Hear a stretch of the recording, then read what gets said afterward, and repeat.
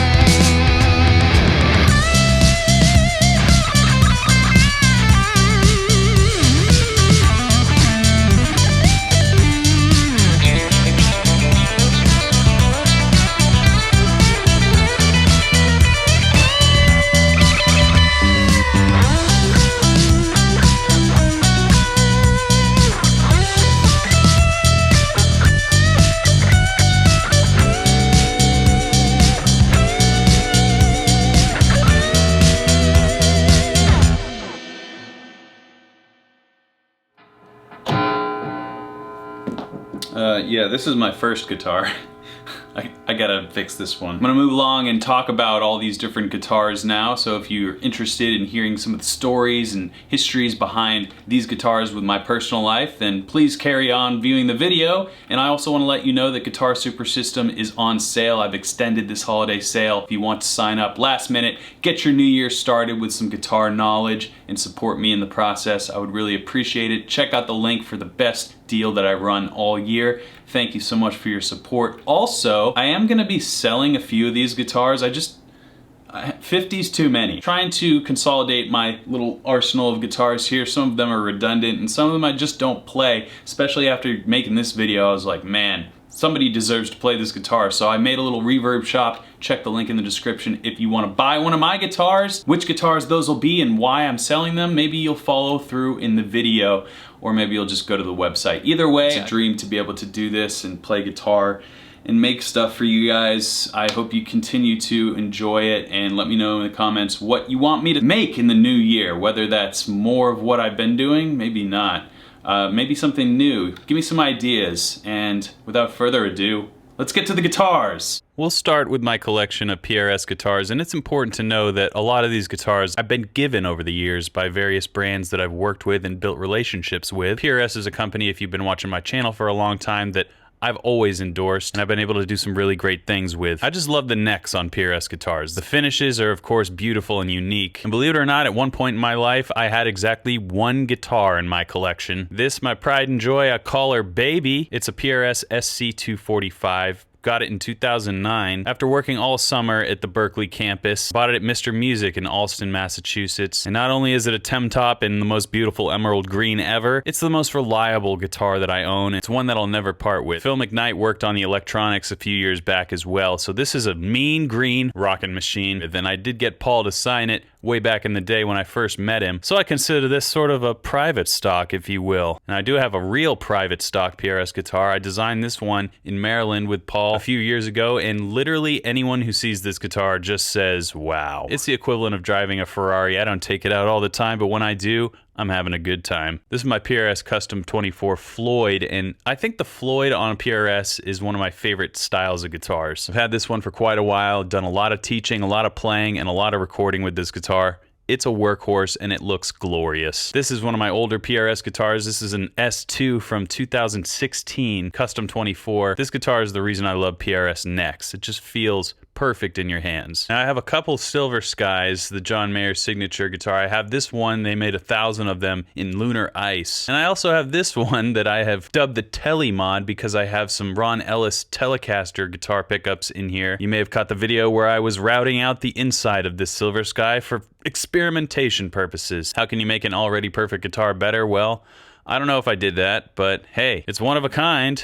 For better or for worse. Another signature guitar in the PRS lineup, Mark Letier's Fiore model. Mark's a good pal of mine and an incredible guitar player, and that shows in probably the most popular signature guitar on the market for serious guitar players. Another signature PRS, the Miles Kennedy, and this is the first guitar that I'll be selling because I just don't play it that often. That is the litmus test for me. I'm not going to force anything. When it comes to tools that I have, I just prefer other ones, but this is an excellent guitar for many different genres. This is a PRS S2 Custom 2408. As you can see, that updated truss rod cover. A lot of people say the S2 and the core models cannot be differentiated between, and I would tend to agree. I would encourage anyone to pick this guitar up if they do want a core PRS for reasonable prices. This one is up for sale, and it's one of the most unique tops I've seen on an S2 or any PRS for that matter. Here we have a PRS Modern Eagle 5, and this is definitely the most extravagant PRS, even more so than the private stock. I think this one just does so much, and for that reason,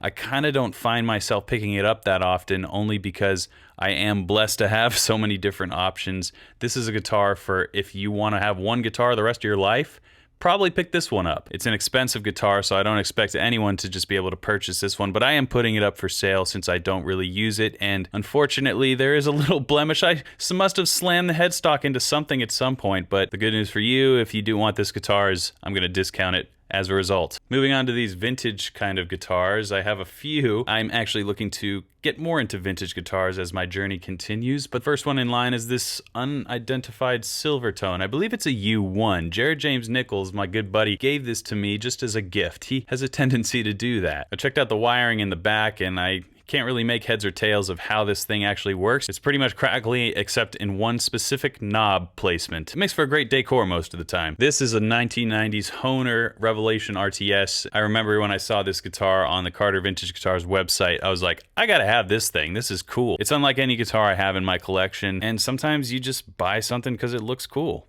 I don't know what to tell you. Something that I bought more than just because it looked cool, but because it was a mascot, if you will, for my app Guitar Super System. When I launched it, I was filming new content and creating a new marketing campaign to promote the app. And this was the vessel in which I did so. Talk about great justification for buying your first vintage guitar, am I right? This is a 1972 Lake Placid blue Strat. You don't really find Strats in this condition, in this color. So this is not only an incredible instrument, but my first real investment as far as guitars are concerned. Moving along, another guitar that I named, Honey. This is satin finish, Texas Special Strat, American made. And I bought this at the Guitar Center in Asheville, North Carolina when I first started my YouTube channel. It was the first justified gear purchase I think I made, and it's become a very precious guitar to me. I have some Ronell's pickups in here, and it's just a quintessential Strat for your collection. Now this is the ultimate Strat. It's an Ernie Ball Music Man Cutlass, and it just does everything you want. I get my guitar set up here in Nashville, and my guitar tech always compliments this particular guitar as being badass. And you know when a guitar tech says that, it's the truth. This guitar is kind of fun to show you. Starcaster is one of my most popular videos I made in the past couple of years, where I thought that I found a very expensive Fender Starcaster. It turns out they made thousands of these back in the early aughts, and there's nothing special about this guitar, but I did get it professionally set up and it plays great. This is the Fender Signature Strat for her. I didn't really play this one that much, but I do like having it for the noiseless pickups, and I think it's just a really cool instrument as far as the collection side goes. Another cool collectible is this mini Squire Strat. I mean, it kind of says it all. It's a mini Strat. Who doesn't want one of these? I picked this up for a weird guitar oddities video a couple years back, and it's just hanging in my guest bedroom most of the time. This is both one of my favorite guitars and one of my least expensive guitars, a Dan Electro 84. This has SRV written all over it, and it just is always reliable, always in tune. Just a well-built guitar. This is sort of an experiment guitar. I got two of the same models and flipped the strings on one of them and tried to find if there was a tonal difference, and I've always hung on to this guitar. It just kind of has a certain mojo to it. I pick it up sometimes when I want to feel like, you know, Hendrix. This Dan Electro is another inspirational guitar, kind of Jimmy Page style, and just a retro look that I really appreciate. I've always loved this kind of style that Dan Electro exudes. Here's one of my favorite guitars that I'm gonna part with, unfortunately for me, but fortunately for one of you maybe. I just don't really use this guitar the way it's intended, and I think somebody else will get more use out of it because it is a scalloped guitar. I just had it professionally set up and it plays so cool and so fast. Any sort of genre you want to play, once you get used to this feel of the scalloped fretboard, you may just never play another guitar.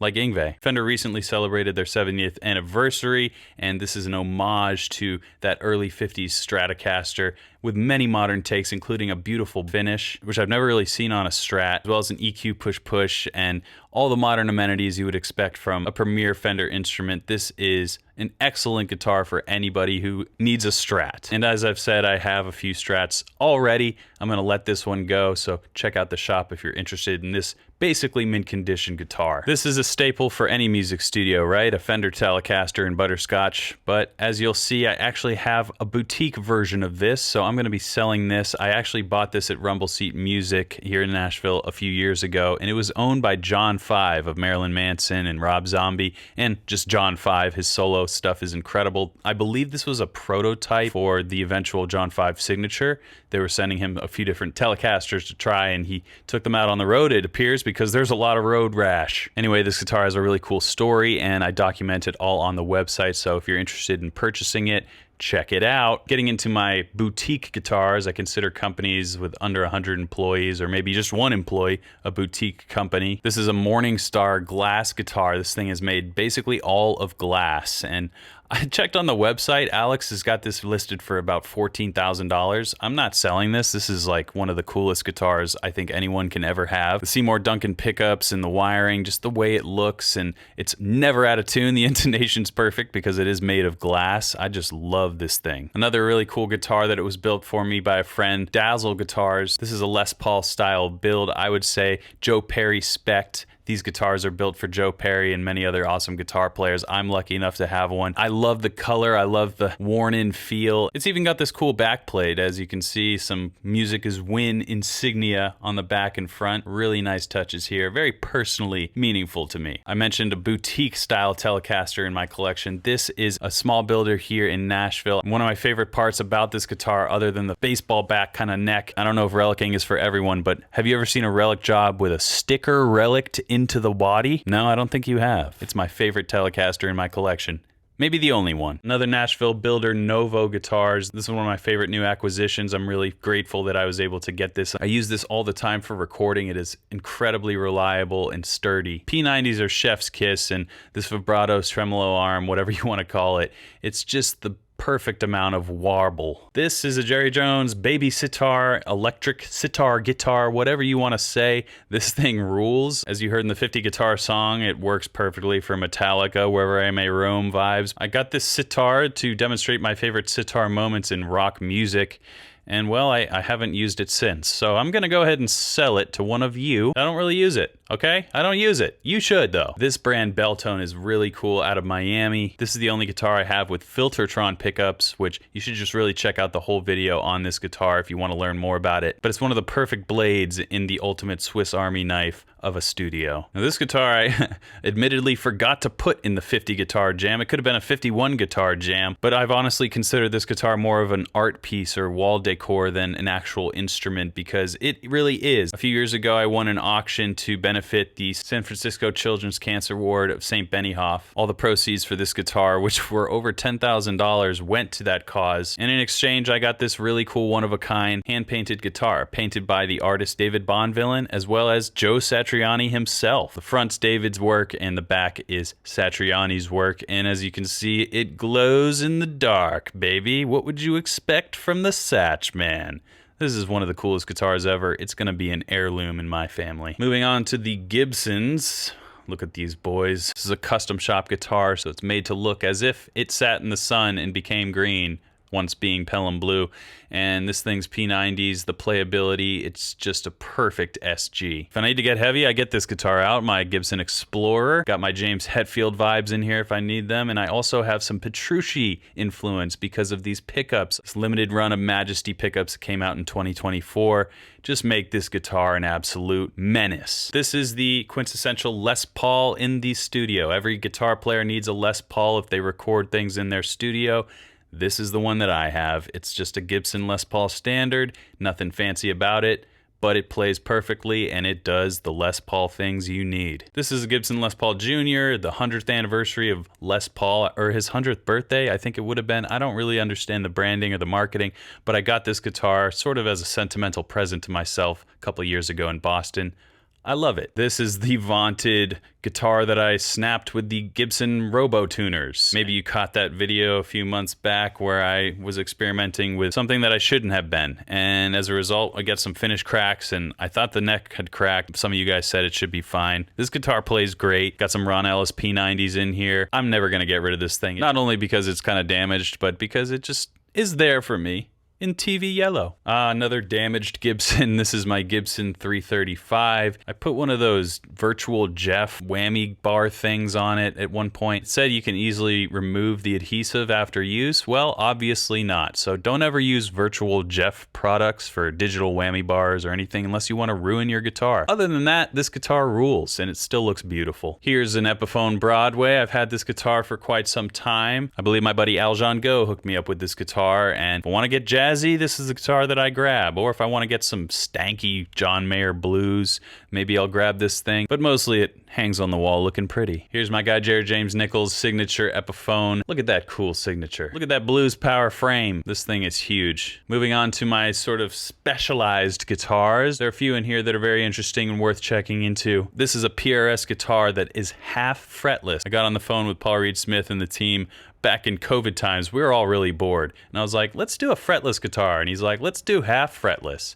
And well, we came up with this. The first 12 frets have frets, and the rest of the frets are just filled in with epoxy lines. And it's pretty easy to play, surprisingly. There's definitely no other guitar like this in the world, and it's pretty cool. This is another DIY project I made, an aluminum guitar that I've called the Silver Surfer guitar. It's actually just the neck is made of aluminum, but you know what I love about that? The intonation. Never out of tune, never warping. And in Nashville, that's very valuable. This is a Sophie Lloyd Kiesel signature that I made to my personal specs. I think it came out really cool, the translucent white. And my favorite part about this guitar that I demonstrated in the song at the beginning of this video is that kill switch. This thing is just a modern guitar and plays like a dream. My only 8 string is this bad stroke 8 string that actually took about 4 years to receive, and I had forgotten that it was coming my way until one day I received an email that asked if I still wanted it. I'm glad that I did indeed still want it, because it's awesome. This is a Dan Electro baritone guitar, and I use this a lot for thickening up riffs and recording. I don't necessarily play a lot of baritone guitar, but maybe I need to take a lesson from Mark Lettieri. Finally, we come to the acoustic guitars, and there are some very unique ones in this part of it as well. My old standby, my old trusty, my old faithful Taylor GS Mini. Every guitar player should have this guitar. Just buy it, put it in the living room. You'll thank me later. This is a Timberline harp guitar, and I don't really play it all that often. It's another one that sort of sits around and looks awesome, but I do make a point to pick it up every now and then so I'm not a complete idiot. If anyone says, what the hell is that? And I say, well, let me show you. This is a resonator guitar. This might be my second oldest guitar in my collection.